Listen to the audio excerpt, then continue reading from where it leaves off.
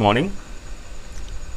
चलिए आज हम पैरा नंबर 7 में जाते हैं, लेकिन इससे पहले यह जान लें कि पिछली कक्षा में हमने क्या पढ़ा था। पिछली कक्षा में हमारी कहानी वहाँ पहुँची थी जहाँ पर टॉमी अपनी बहन मार्जी को बताता है कि उन दिनों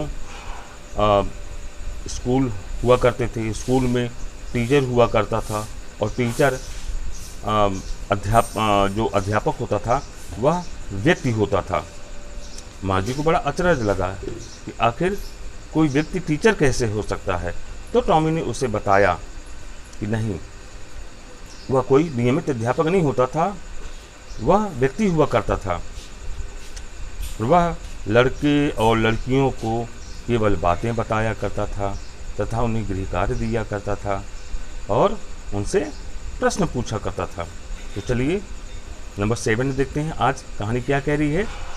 a man isn't smart enough, कोई व्यक्ति इतना बुद्धिमान नहीं होता। श्योर ही इज, टॉमी कहता है अब, श्योर ही इज, निश्चित रूप से होता है। My father knows as much as my teacher, मेरे पिताजी उतना ही जानते हैं जितना कि मेरे अध्यापक।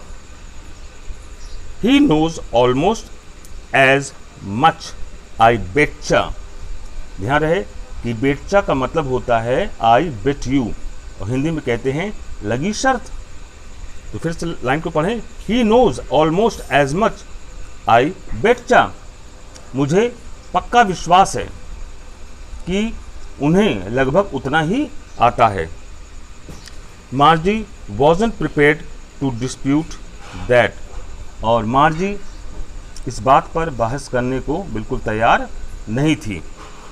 शी सेड, उसने कहा, I wouldn't want a stranger man in my house to teach me, और मैं नहीं चाहूँगी कि कोई अजनबी व्यक्ति मेरे घर में मुझे पढ़ाने आए। टॉमी स्क्रीम्ड विथ लाफ्टर, और टॉमी हंसी के साथ चीख पड़ा। यू डोंट नो मच मार्जी, मार्जी तुम्हें ज़्यादा नहीं पता, तुम्हें अधिक नहीं पता। The teachers didn't live in the house, जो टीचर होते हैं वो घर में नहीं रहते हैं।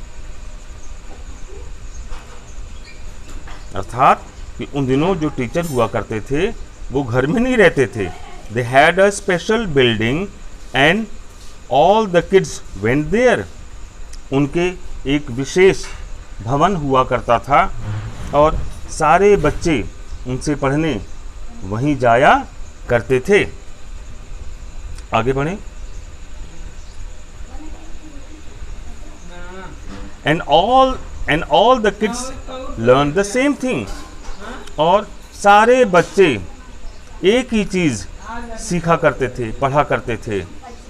Sure if they were the same age, अवश्य निश्चित रूप से यदि वे एक ही उम्र के होते थे तो बस बच्चों आज इतना ही।